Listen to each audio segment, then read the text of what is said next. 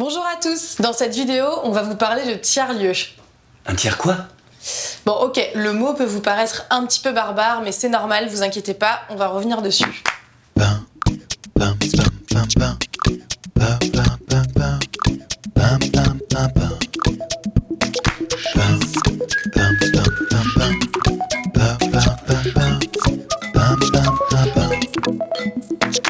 Ce câble qui vous apporte 40 possibilités de choix à domicile est, je crois, la révolution de l'avenir.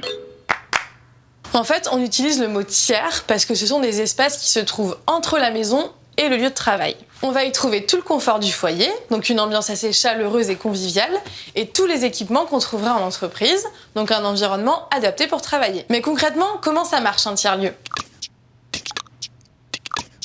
Prenons l'exemple de Sophie qui a créé son entreprise de graphisme à l'âge de 24 ans.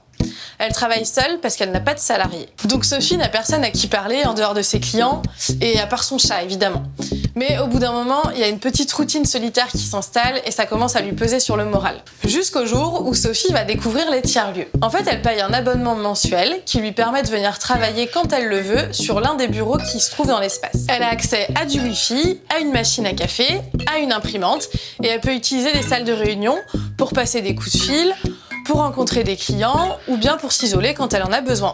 Et plusieurs fois dans la journée, les utilisateurs de cet espace se retrouvent dans le coin cuisine où ils prennent un café, où ils déjeunent ensemble et ils apprennent à faire connaissance. D'ailleurs, grâce à ces moments de rencontre, Sophie a déjà sympathisé avec Yasmina, qui l'a convaincue de se remettre au sport avec elle tous les jeudis soirs. Ces espaces ne sont pas destinés uniquement aux indépendants. Par exemple, Marc, qui travaille depuis 20 ans dans une grande entreprise qui fabrique des logiciels, a rejoint lui aussi récemment un tiers-lieu. Tous les jours depuis 20 ans, il faisait 1 heure de route pour se rendre sur son lieu de travail. Et lorsqu'il était en contact avec ses clients, cela se faisait par téléphone ou par visioconférence. Mais un beau jour, tout a changé dans la vie de Marc. Il a commencé à travailler à distance, 2 jours par semaine, dans le tiers-lieu de son village. Son entreprise s'est occupée de tout. Elle lui a payé un abonnement à l'espace, elle lui a acheté un nouvel ordinateur qu'il peut laisser dans le tiers-lieu, ça lui évite d'avoir à le transporter tous les jours. Elle a installé des logiciels dans son ordinateur, là aussi, pour garantir une certaine sécurité. Lorsqu'il travaille à distance, Marc gagne 1 heure de sommeil par jour. Il se sent donc moins stressé, moins fatigué par la route, plus épanoui dans sa vie privée, car il a désormais plus de temps pour voir sa famille, ses amis. La présence du tiers-lieu redonne de la vie à son petit village. Car environ 1 fois par mois, on peut venir y voir des concerts, mais on peut aussi y amener ses enfants, participer à des ateliers, où on peut aller y acheter des fruits, des légumes produits localement par des agriculteurs des environs. On peut aussi venir assister à des conférences sur différentes thématiques. On peut apprendre aux retraités à jouer à la console de jeu avec leurs petits-enfants, ou encore assister au vernissage d'une expo, photo, etc. La liste est infinie. En fait, ce qui se passe dans un tiers-lieu, ça dépend uniquement de ce que proposent ses utilisateurs.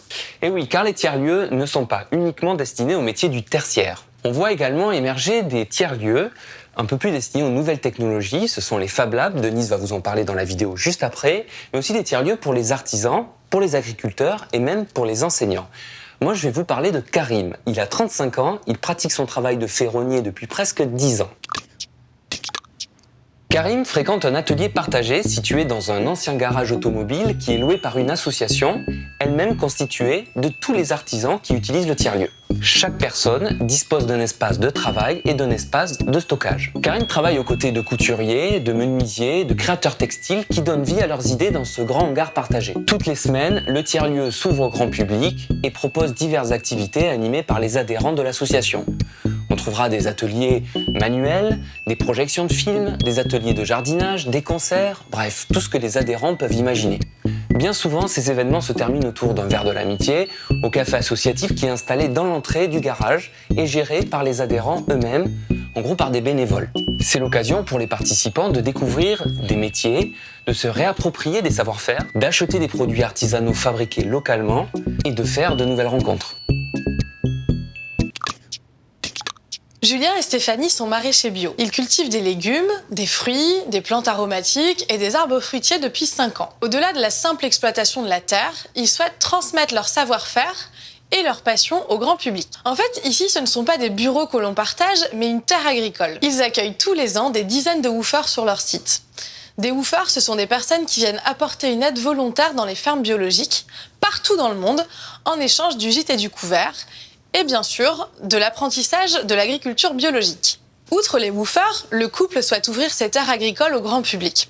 Du coup, ils ont créé une ferme pédagogique dont l'objectif est d'éduquer au développement durable et de valoriser les circuits courts. Les habitants, les paysans, les touristes, les associations, les entreprises, tout le monde peut proposer des activités au sein de la ferme et donner vie à leurs idées. Dans la famille tiers-lieu, je voudrais maintenant vous présenter le Fab Lab. Serge est professeur dans un lycée technique en filière menuiserie et charpenterie. Depuis 2 ans, il a découvert l'existence d'un Fab Lab que l'on peut aussi appeler laboratoire de fabrication. Ici, on partage des savoirs, des outils, des machines à commande numérique que l'on apprend à utiliser grâce à des formations souvent très pratiques. On collabore, on découvre et on partage ses découvertes. Tous les élèves de Serge ont suivi une formation pour apprendre à utiliser la découpeuse laser et les logiciels informatiques qui permettent de passer de l'idée à la conception d'un projet. Les élèves de Serge utilisent le Fab Lab pour fabriquer la maquette d'un meuble qu'ils vont ensuite réaliser grandeur nature lors des travaux pratiques. Les Fab Labs sont donc des tiers-lieux pour tester, prototyper, fabriquer et produire toutes sortes de créations artistiques, électroniques ou artisanales. Voilà, s'il fallait insister encore un petit peu, un tiers-lieu, c'est à l'image des personnes qui les font vivre. C'est une volonté de travailler autrement aussi à une époque où la souffrance au travail est une réalité. C'est un cadre autant adapté à la vie professionnelle qu'à d'autres activités. On l'a vu avec tous les exemples qu'on vous a donnés dans cette vidéo. On y vient pour entreprendre, pour apprendre, pour vivre ses passions, rencontrer, développer ses idées. En fait, on y vient principalement pour partager un projet collectif. Sur notre chaîne YouTube, vous trouverez d'autres vidéos de découverte du monde du numérique et de l'informatique. Si le sujet vous a intéressé, vous serez sans doute heureux d'en savoir davantage sur le travail à distance. Cliquez donc ici. Vous aurez peut-être besoin de vous créer un site web, et alors la vidéo qu'il vous faut est là. Enfin, avez-vous pensé au métier du numérique très facilement praticable depuis un tiers-lieu ? À très bientôt sur notre chaîne. Et n'oubliez pas, les tiers-lieux sont des espaces ouverts, alors n'hésitez pas à pousser la porte de celui qui est le plus proche de chez vous.